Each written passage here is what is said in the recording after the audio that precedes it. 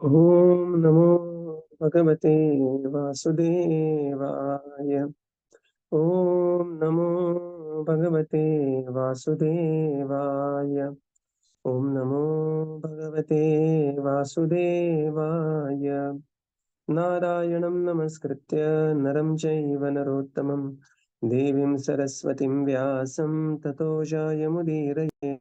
नष्टप्रायेषु अभद्रेषु नित्यं भागवत सेवया भगवतीरुत्तमश्लोके भक्तिर्भवति नैष्टिकी ॐ अज्ञानतिमिरन्धस्य ज्ञानाञ्जनशलाकया चक्षुरुन्मिलितं येन तस्मै श्रीगुरवे नमः। श्रीचैतन्यमनोभीष्टं स्थापितं येन भूतले स्वयं रूपकदा मह्यं ददाति स्वपदान्तिकम्। नमो विष्णुपादाय कृष्णप्रेष्ठाय भूतले श्रीमते भक्तिवेदान्त स्वामीनिति नामिने। नमस्ते सरस्वते देवे गौरवाणी प्रचारिणे निर्विशेष शून्यवादी पाश्चात्यदेशतारिणे। जय श्री कृष्ण चैतन्य प्रभो नित्यानंद श्री अद्वैत गदाधर श्रीवासादि गौर भक्तवृंद। हरे कृष्णा कृष्णा कृष्णा हरे हरे, हरे Ram Ram Ram Hare Hare. Hare Krishna, reading from Śrīmad-Bhāgavatam. By His divine grace, A.C. Bhaktivedanta Swami Srila Prabhupada ki jai. We are reading from Canto 3, Chapter 28, Kapila's instructions on devotional service. And we are in a section where we are going to discuss the dhyana aspect, dhyana on Lord's limbs. This is section 19 to 33.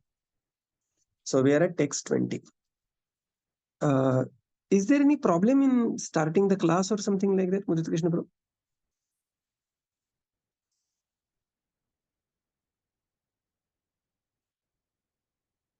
No, Prabhuji, actually, something wrong with our laptop only.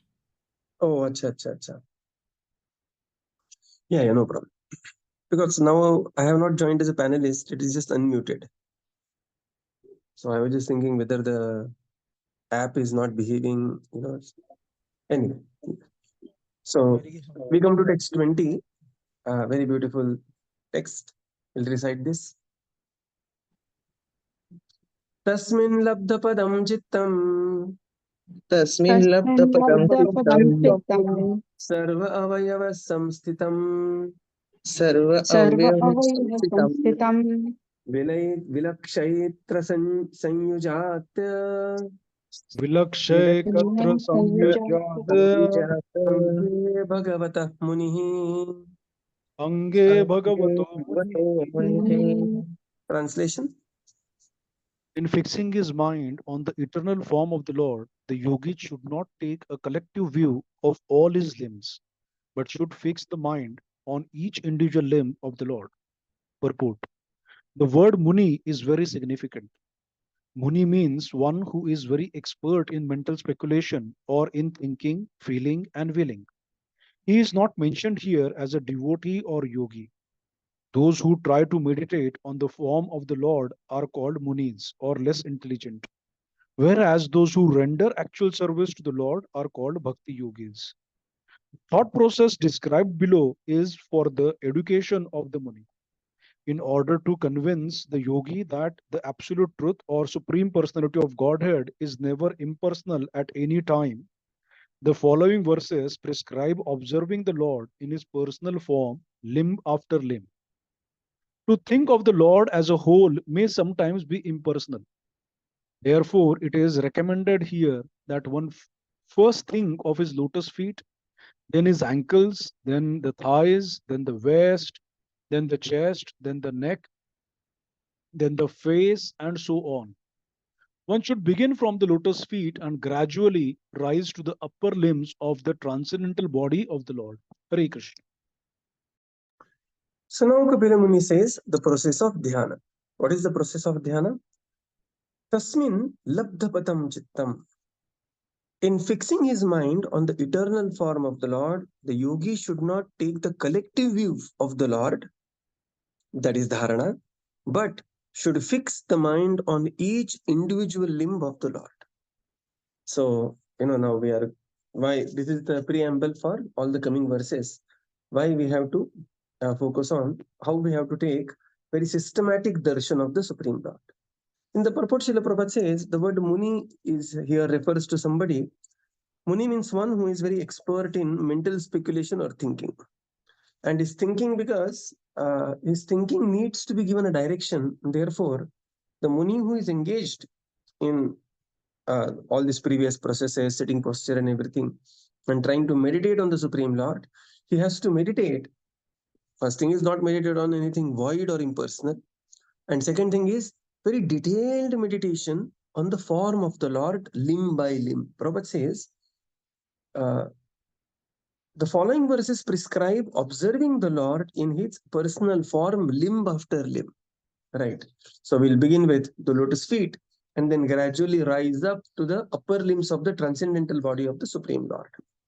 And Prabhupada says to think of the Lord as a whole may sometimes become impersonal. What it means is sometimes, we do not, when we take darshan, we do not specifically appreciate certain things.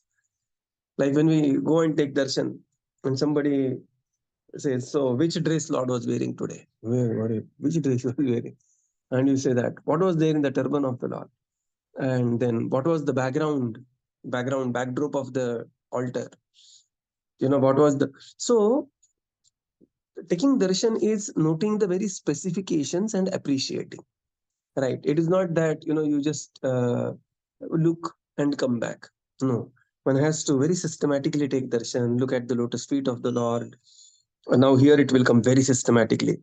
Right from the toenails of the Lord to the tulasi around the lotus feet, and then rising one's darshan up, the beautiful, limb by limb. That is the process of dhyana.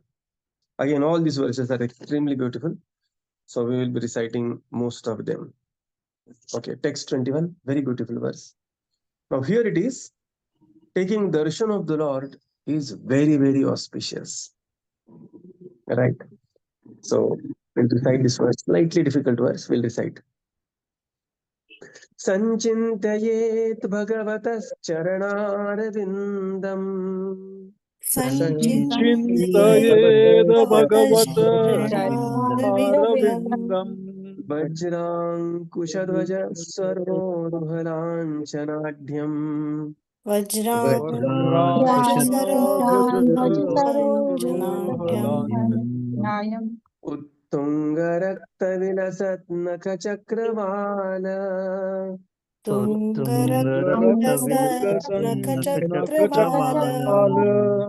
ज्योत्स्नाभियाहतमहत् हृदयन्धकारम्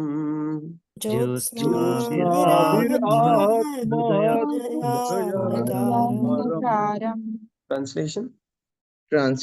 The devotee should first concentrate his mind on the Lord's lotus feet, which are adorned with the marks of a thunderbolt, a gourd, a banner, and a lotus.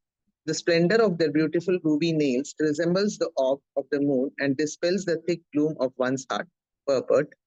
The Mayavadi says that because one is unable to fix his mind on the impersonal existence of the absolute truth, one can imagine any form he likes and fix his mind on that imaginary form. But such a process is not recommended here. Imagination is always imagination and results only in further imagination. A concrete description of the eternal form of the Lord is given here. The Lord's soul is depicted with distinctive lines resembling a thunderbolt, a flag, a lotus flower, and a gourd. The luster of his toenails, which are brilliantly prominent, resembles the light of the moon. If a yogi looks upon the marks of the Lord's soul and on the blazing brilliance of his nails, then he can be freed from the darkness of ignorance in material existence. This liberation is not achieved by mental speculation, but by seeing the light emanating from the lustrous toenails of the Lord. In other words, one has to fix his mind first on the lotus feet of the Lord if he wants to be freed from the darkness of ignorance in material existence. Hare Krishna. So now the beginning is lotus feet of the Supreme Lord. The devotee should first concentrate his mind on the Lord's lotus feet, which are adorned with the marks of thunderbolt, gourd, banner, and a lotus. So these are only specific mentions, but there are actually 19 symbols on the lotus feet of the Lord. And all these are very beautifully described in Bhakti Rasamrit Sindhu and many other literatures. So these are the 19 symbols are there. So the 19 symbols are like chakra, there is a kamala, urdhva rekha, ankusha, dhvaja. Then there is a chatra. Chatra is chata kind of a thing. Then there is a vajra. Then there is swastika, antarkona, jambufala. So all these are marks on the shankha is there, chakra is there, gada is there, bow is there, dhanush, kalasha is there, triangle they are there, ardhachandra is also there, matsya is also there.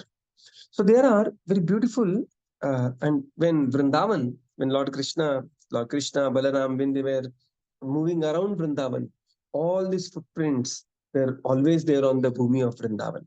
Okay, so these are the beautiful marks on the lotus feet of the Supreme Lord. So it should begin with lotus feet, and then there are beautiful ruby nails resemble the orbit of the moon. So we are seeing the lotus feet and the ruby nails of the Supreme Lord. Right. In the purport, Srila Prabhupada says, Mayavadi say that fix your mind on anything that you imagine. And Prabhupada says, if the process is imaginary, result will also imaginary.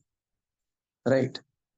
And therefore, here there is a very concrete description of the eternal form of the Lord. And then there are bhakti literatures. They say that why these marks are there. Right. Why Vajra is there. And it's a topic in itself. But these are the beautiful marks on the lotus feet of the Lord. Prabhupada says the liberation is not achieved by mental speculation, right? But by seeing the light emanating from the lotus feet of the Supreme Lord, especially toenails. And this is how one has to fix one's mind on the lotus feet of the Lord, which are very specifically mentioned. Previous purport, Srila Prabhupada makes one very powerful statement that while for a Muni, this meditation is end in itself. For a devotee, meditation is just the beginning, because bhakti yogi will not just meditate, he will take darshan and then he will engage in the service, right? So taking darshan is on one level, thinking of taking darshan is of another level, and engaging in devotional service is far more powerful, right? This is the culmination of the yoga practice. So when we take darshan, we follow all this, but the real activity for a devotee is to be engaged in the service of the Supreme Lord, devotional service. Text 22.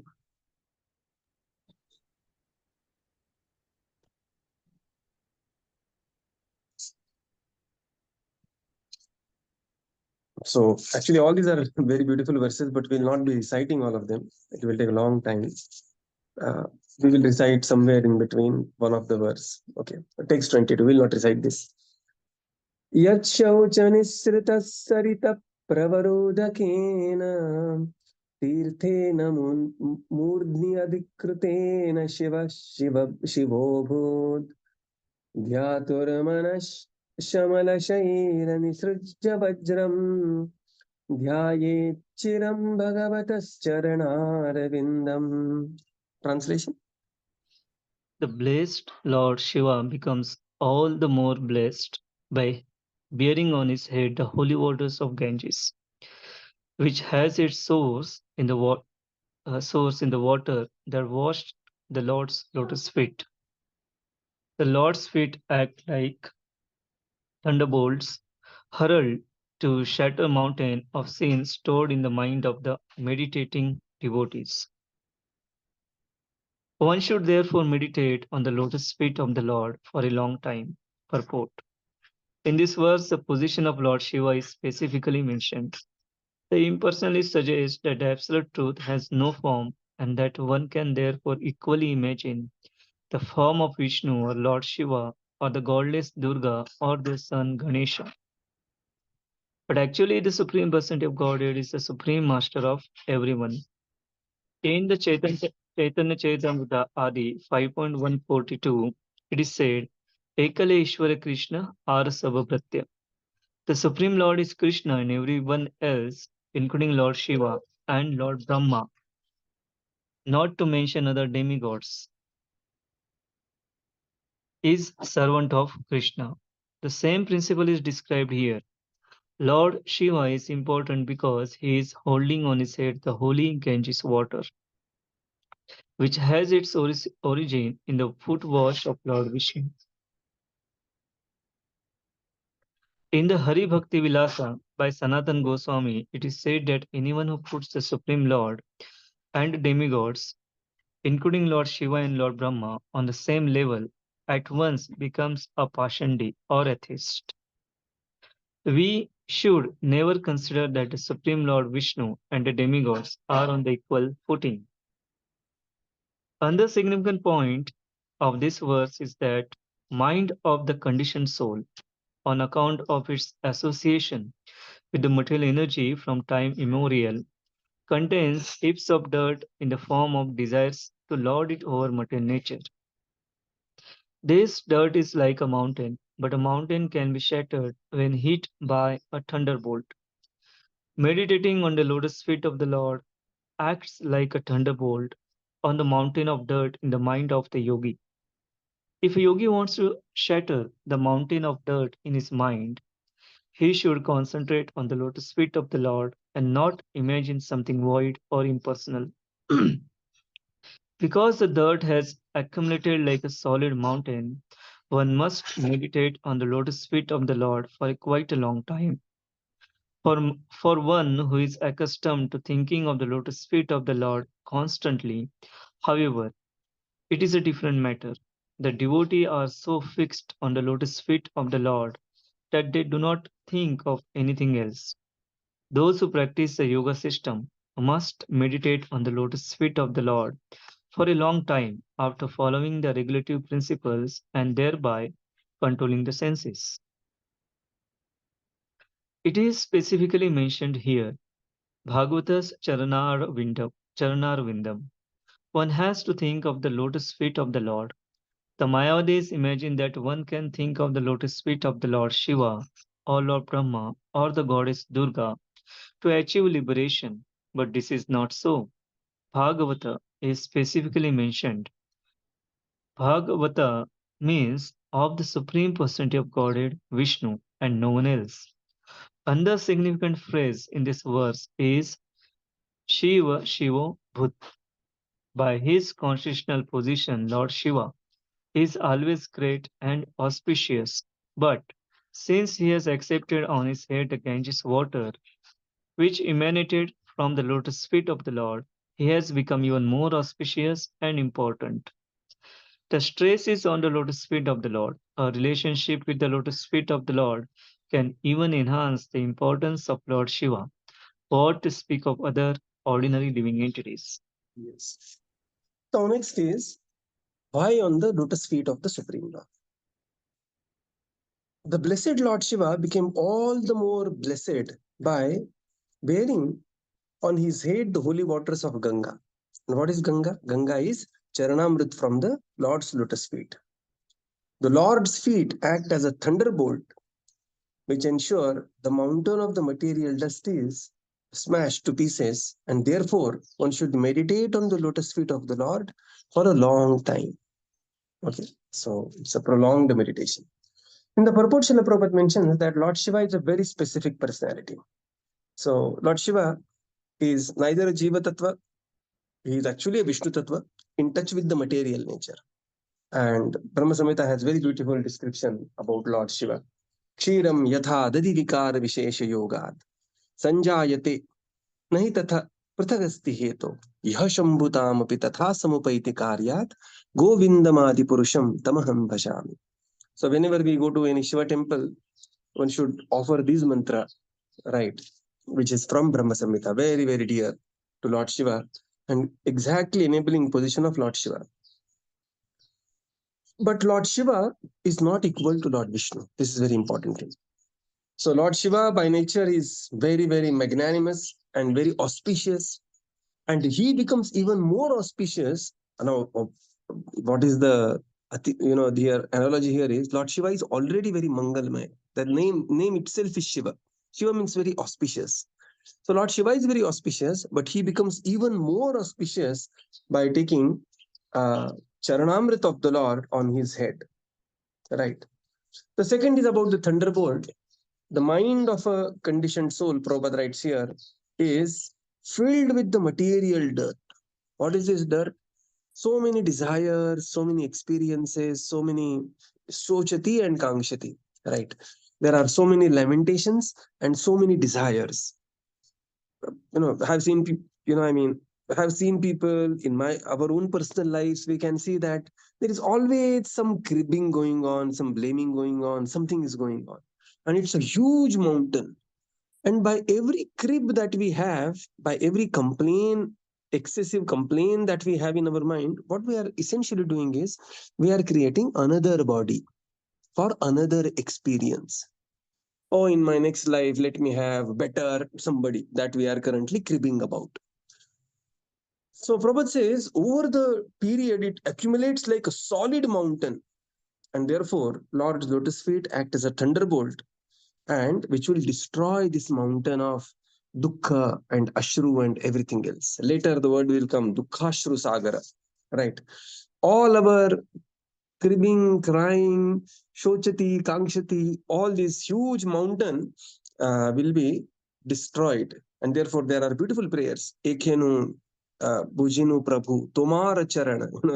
Therefore, there will be prayers by the devotees on the Supreme Lord's lotus feet, tomara charana. Prabhupada says, because the mountain is very big and long, one should be ready to meditate on the lotus feet of the Lord for a long time. For devotee, what the meditation on the lotus feet means? Of course, it means taking darshan when we are in the temple hall in front of the deities, but it means that one should be engaged in practical devotional service. Right? Devotees are so fixed, Prabhupada writes here, that they do not think of anything else, and that is the real yoga system. Next is Bhagavatas Charanarvindam. Now, the Mayavadi idea is that you can meditate on anything. And Prabhupada says, no, not anything. Anyone? No, not anyone. Sometimes they say that, okay, we will do it for Panchopasana, 5 people. And which are these 5 people? Oh, then there is, one can meditate on Surya, one can meditate on Viṣṇu, one can meditate on Durga, one can meditate on Shiva, one can meditate on Ganesha, Lord Ganapati. All these are great personalities and pure devotees.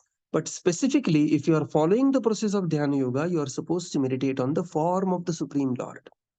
Now, we should refer to Brahma Samhita to know how these great personalities, they are connected with the Supreme Lord. And for everybody, there is a verse in Lord Brahma personally singing about them, how they are connected with Supreme. Srishti, Sthiti, Pralaya, Sadhana, Shakti, Rekha, Chayeva Yasya Bhuvanani, Bibharti Durga. This is Durga Devi. Then, Yat Pada Pallava Yugam Vinidhaya Kumbha, Dvandve Pranama Samaye, Saganadhiraja. This is Lord Ganapati. Lord Shiva, we have already seen Kshiram Yatha. And then similarly for Surya Dev, there is a direct connection. Yasyadnaya Brahmati Samritakala Chakro. So all these are great personalities. All these are in fact pure devotees of the Lord. And they have their own greatness. But when you are performing Dhyana Yoga, the meditation has to be Bhagavatas Charanaravinda. Right? And the next is Shivo Shivobhut. That Lord Shiva is already great and magnanimous. He's already auspicious. But the glory is that he himself bathes himself with Ganga and holds Ganga on his jata. Now look at this. Ganga is washing lotus feet of the Lord. It is Charanamrit of Lord Viṣṇu, especially in the Vamana incarnation. When Vamana, he took the 3rd step, it pierced the covering of the universe, and just 3 drops of Vaitarana, they flowed down as Ganga. Okay, and it is flowing through all the 3 planetary systems. And this Ganga is, now this is washing the lotus feet of the Lord, and is, is held by Lord Shiva on his head. Right. So the stress here Prabhupada says is that lotus feet of the Lord award one auspiciousness, and this is, and it will increase one's importance. What to speak of you and me, it even up to the demigods and even up to Lord Shiva, who is like Mahadev. Right. Prabhupada says, what to speak of the ordinary living entities. So these are the beautiful lotus feet of the Supreme Lord. Text 23. Janudvayam jalalochanaya jananya Lakshmya-khilasya suravanditaya vidhatu Purvornidhaya karapallavaroshitaya Sanlalitam hridhi vibhora bhavasya kuryat. Translation. The yogi should fix in his heart the activities of Lakshmi, the goddess of fortune, who is worshipped by all demigods and is the mother of the Supreme Person Brahma. She can always be found massaging the legs and thighs of the transcendental Lord, very carefully serving him in this way. Purport: Brahma is the appointed Lord of the universe. Because his father is Garbhodakshaya Viṣṇu, Lakshmi, the goddess of fortune, is automatically his mother. Lakshmi ji is worshipped by all demigods and by the inhabitants of other planets as well. Human beings are also eager to receive favor from the goddess of fortune. Lakshmi is always engaged in massaging the legs and thighs of the Supreme Personality of Godhead Narayana, who is lying on the ocean of Garbha within the universe. Brahma is described here as the son of the goddess of fortune, but actually he was not born of her womb. Brahma takes his birth from the abdomen of the Lord himself. A lotus flower grows from the abdomen of Garbhodakshaya Viṣṇu, and Brahma is born there. Therefore, Lakshmiji is massaging the thighs of the Lord should not be taken as the behavior of an ordinary wife. The Lord is transcendental to the behavior of the ordinary male and female. The word abhavasya is very significant, for it indicates that he would produce Brahma without the assistance of the goddess of fortune. Since transcendental behavior is different from mundane behavior, it should not be taken that the Lord receives service from his wife, just as a demigod or human being might receive service from his wife. It is advised here that the yogi always keep this picture in his heart. The devotee always thinks of this relationship between Lakshmi and Narayana. Therefore, he does not meditate on the mental plane as impersonalists and voidists do. Bhava means one who accepts a material body, and abhava means one who does not accept a material body but descends in the original spiritual body. Lord Narayana is not born of anything material. Matter is generated from matter, but he is not born of matter. Brahma is born after the creation, but since the Lord existed before the creation, the Lord has no material body. Hare Krishna. Now the next is meditation on the activities of Lakshmi. The yogi should fix his mind in his heart the activities of Lakshmi. Somebody will say, why Lakshmi's activities? Because she is mother of the Supreme Person Brahma. Brahma is the in charge here, and she is mother of Brahmaji, and she is worshipped by all the demigods.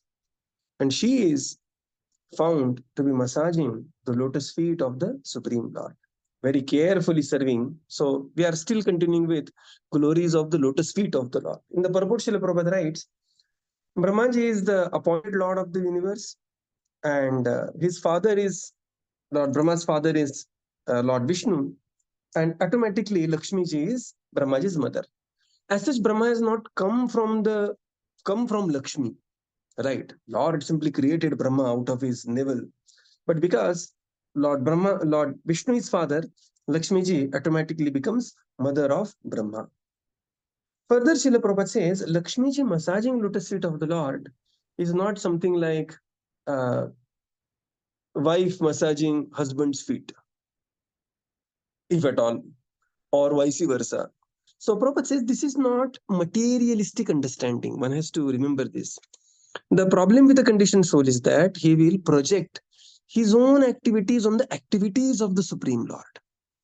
So, so similarly, one may think that, oh, Lord's married life must be like our married life, or no, Lord is completely transcendental.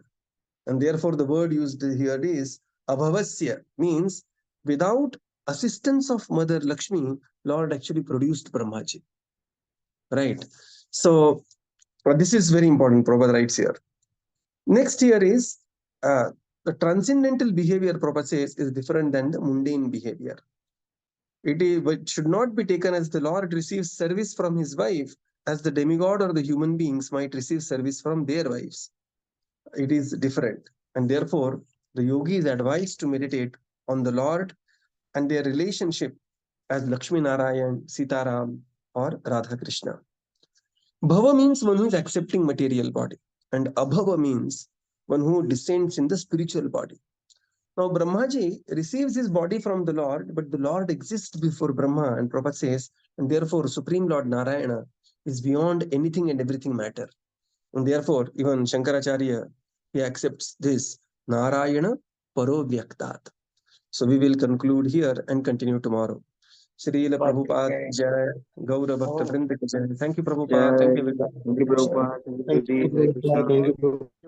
Thank you. Hare Krishna. Thank you, Prabhupada. Thank you, Prabhuji. Hare Thank you, Krishna. Prabhupada. Thank you, Prabhuji. Thank you, everyone. Hare Thank you, Krishna. Prabhupada. Thank you, Prabhu. Hare Krishna.